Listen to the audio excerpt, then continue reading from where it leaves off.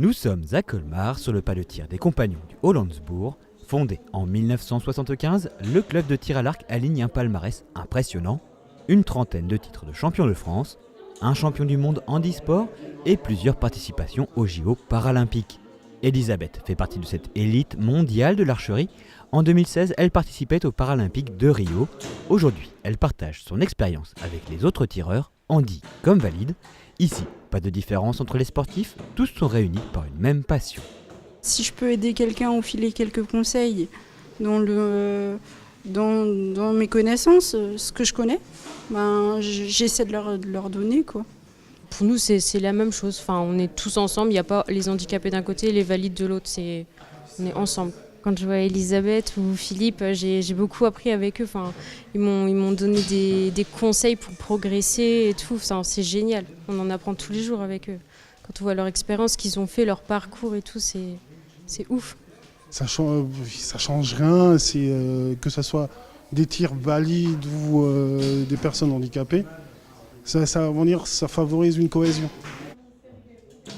Avantage du tir à l'arc, la discipline n'est pas très compliquée à adapter pour les tireurs en situation de handicap. Emmanuel se définit lui plutôt comme un tireur amateur.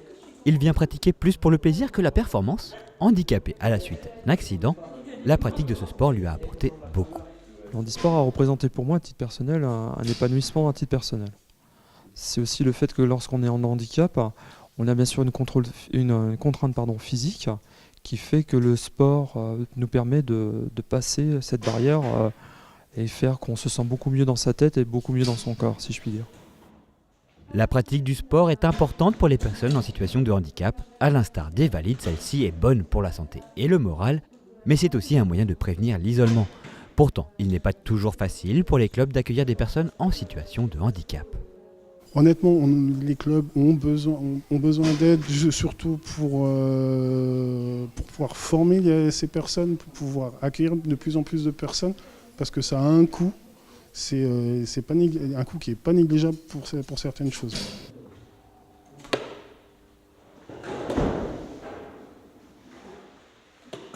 On reste dans le tir, mais on change de discipline. Nous sommes maintenant à Ilzac pour l'entraînement de Sarbacane sportive.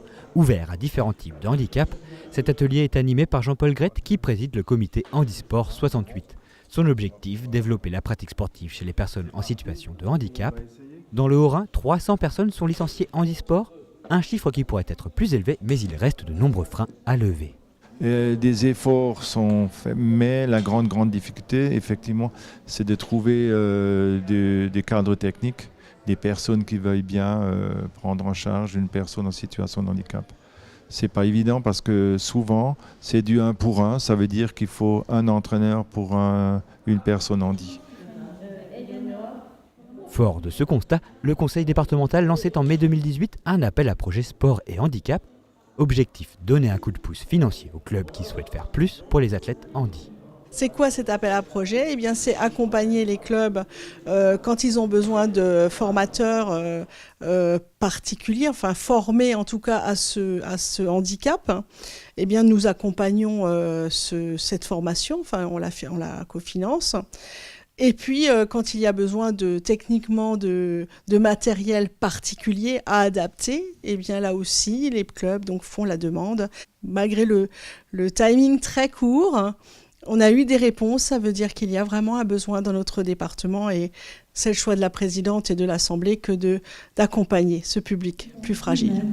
Et une démarche profondément solidaire pour laquelle je tiens à vous remercier de tout cœur.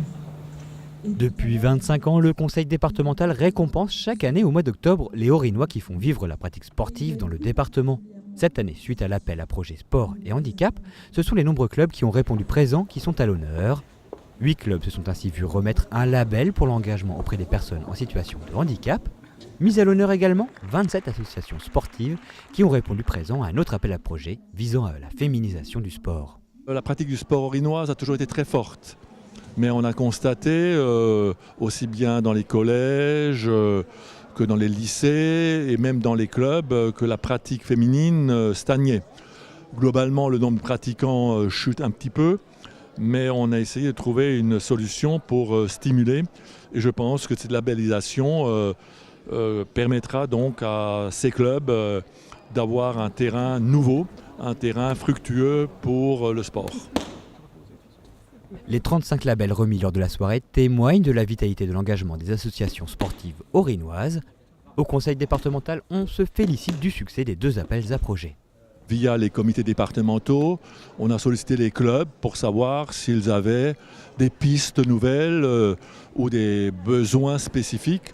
Et c'est vrai que cet appel à projet a été très fructueux puisqu'il a dépassé nos espérances et que le département a d'ores et déjà décidé de soutenir en 2019 le complément de ces labels.